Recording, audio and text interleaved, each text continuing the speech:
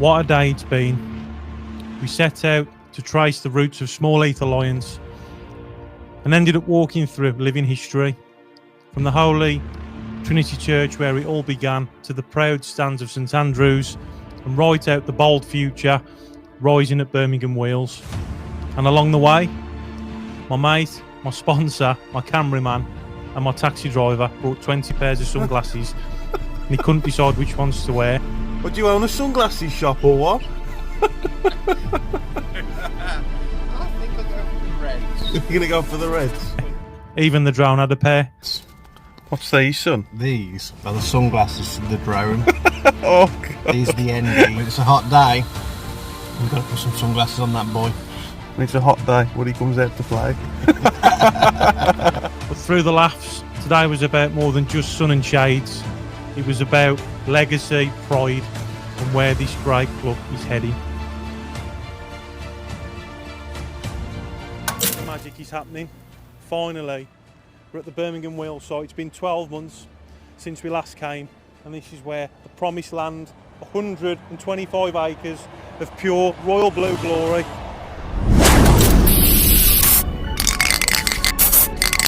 Blues legend. You're right, mate. One message to the Bluenoses for me. Keep right on. The Blues. Come on. Keep right on. Keep right on. Hey, Ian. Keep right on, baby. Fucking Blues. Keep right on. Come on, you blue boys! Keep right on. Keep right on.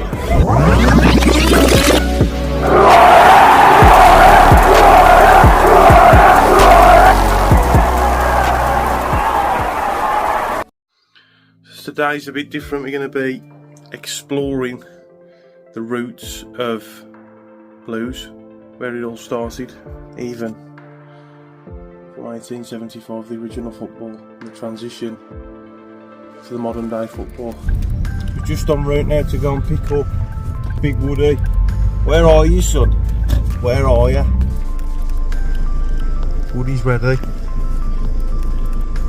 I wonder what's going through his head right now.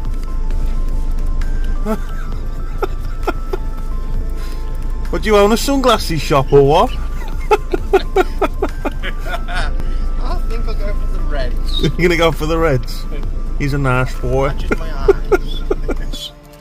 Got some packets. What's these, son? These are the sunglasses for the drone.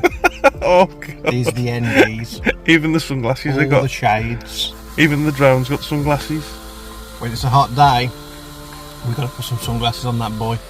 And it's a hot day when he comes out to play. To pay the ULEZ. Yeah. ULEZ. It's London, that is. The Holy Trinity Church, mate, where it all started. This pub behind me, this is the Roost. It stood through the fall of working class housing, the rise and fall of industry, and the heartbeat of generations who followed one thing: Birmingham City Football Club. But before the Roost, before the Chance, the Terraces or St Andrews, there was just a group of lads from a church and a cricket bat. Small Heath Alliance didn't start as a football club. It started here, the Holy Trinity Church. The Holy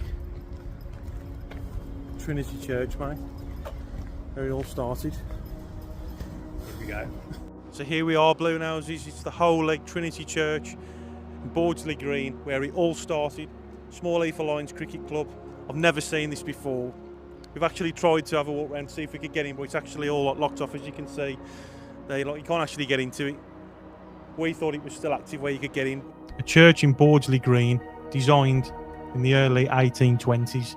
A place of worship, but for some young men in the 1870s it was more than that. It was a meeting point, and it was home. A group of cricketers, led by the Eden James brothers, decided they wanted to do more.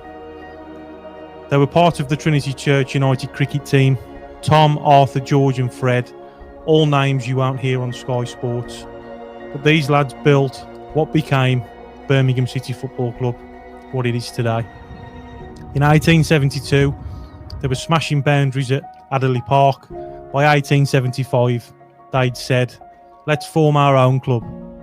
Small Heath Alliance was born, and it wasn't about medals. It was about mateship, community, and making something of their own. Upon further research, I later found out that the church was closed in 1968. It was initially proposed to be converted to an art centre, but this did not come to fruition, and instead, for some years, it was used as a shelter for homeless people until 1999. To this very day, it currently remains empty. As you saw from the footage, in the late 1970s, there were proposals for demolition. But the crazy thing about this, the demolition was even contemplated, is just so sad, as it shows just how beautifully built. It was a masterpiece, to be honest. The Royal Blue Door, and where our journey originated from. Good news-ish, however, these were not implemented, thankfully. In 2014, it was marketed for a residential conversion, but obviously nothing's been done since then. The first football match they played wasn't under the lights. There were no fans, no fences, no club shop. Just a field on Arthur Street, a bit of wasteland. They played against Holt Wanderers, a team from them lot side of town.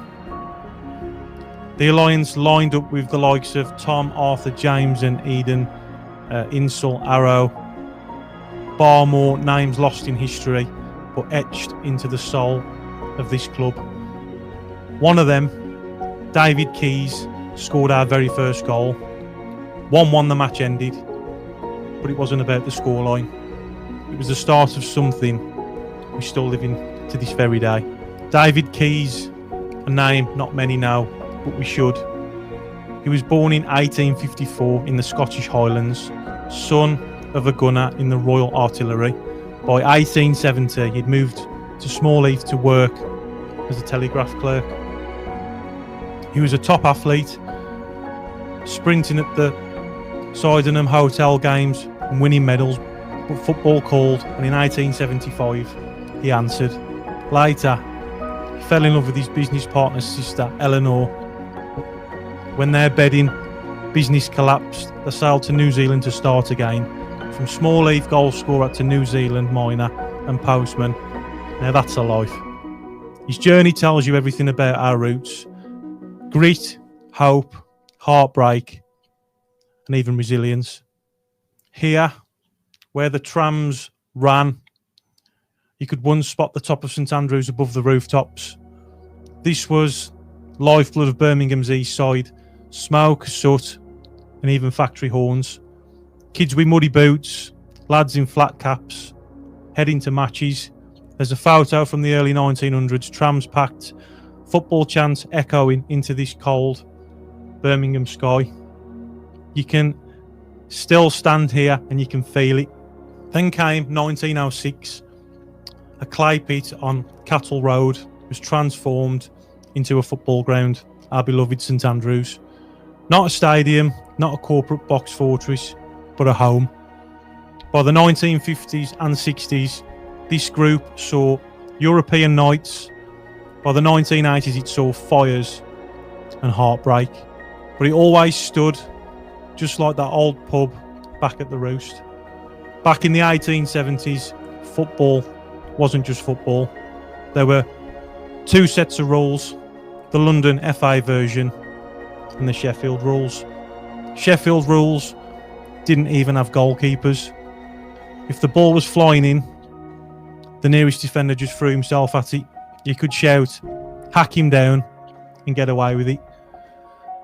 Small Heath Alliance didn't have the money to join the Birmingham and District FA at first. The lads were mostly teenagers living at home, but they played against whoever they could find, from Aston Villa to Saltley College. They weren't in it for silverware. They were building something without even knowing it. A working class club, long before that was even a phrase. What amazes me most is this. Out of a cricket team, a church, a dusty field and a few mates, we got Birmingham City Football Club. Not born in a boardroom, not bought by billionaires, not made by marketing men, built by lads in boots who worked Monday to Saturday, prayed Sunday and played football whenever they could. And now, 150 years on, we're still here. From Arthur Street to St Andrews, from David Keys to Jude Bellingham, from tram lines to train stations. And this is where it all started, from 1877 to 1906, from Small Heath to the transition of where Blues changed their name then to Birmingham, played on this pitch here in Munn Street, which is now a Small Heath Wellbeing Centre. It's just mad how like history changes and things change.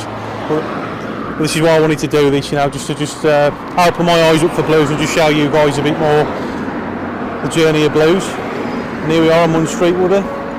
As you can see, just from a small group of cricketers at Bordsley Green, Holy Trinity Church, to a stadium like this, 29,000, it's just insane. Keep right on. Come on, you Blue boys. And then here we are, where the magic is happening. Finally, we're at the Birmingham Wheels site. It's been 12 months since we last came, and this is where the promised land, 125 acres of pure royal blue glory, just behind that there. So yeah, 12 months, and we're going to see now if any progression has been done on the site. It's going to be interesting now. I'm really looking forward to this bit, but this just goes to show that small cricket club starting off in Small Heath, the Holy Trinity Church, getting the stadium and the name change in the 1900s, now to this is just amazing. What you're seeing here is more than just land. This is the future, the heart of Birmingham City Football Club sports quarter. Remember when I said this club was built by the hands like ours? This is the next chapter in our story, a 3 billion sports quarter, 125 acres of opportunity. This site right here was once a wasteland that was abandoned, but now it's being transformed into a world-class hub for football, sport, leisure, and even culture as well. Over the next few years, this development will become home to new training facilities, state-of-the-art stadiums and hotels, making Birmingham the destination for this sport in this country.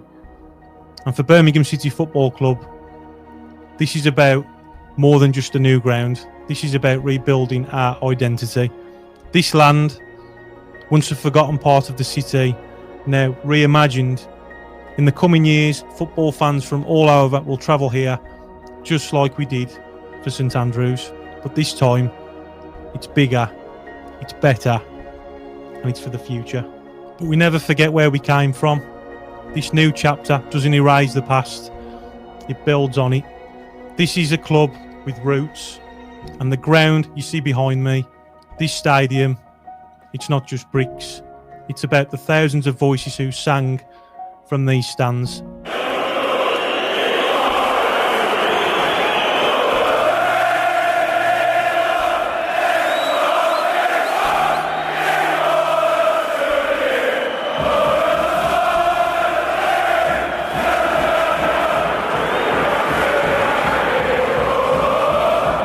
It's about the history we carry into the future.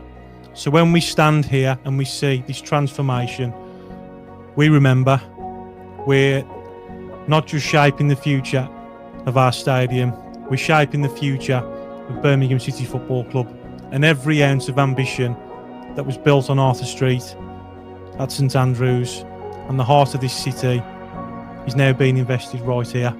This isn't just football, it's the story of us, of Birmingham, of community, of never giving in. So the next time someone asks, why do you support the Blues? You make sure to tell them, because we're not just fans of a club, we're part of its story. This is the Boy in Blue.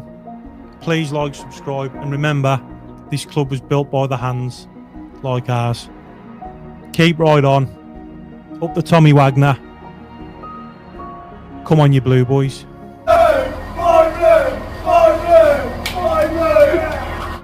Who's that? Me? Oh, yeah, you. Sorry. Hello. Wherever we go, we go. Tony and Dad. 7-0 now, I'm here.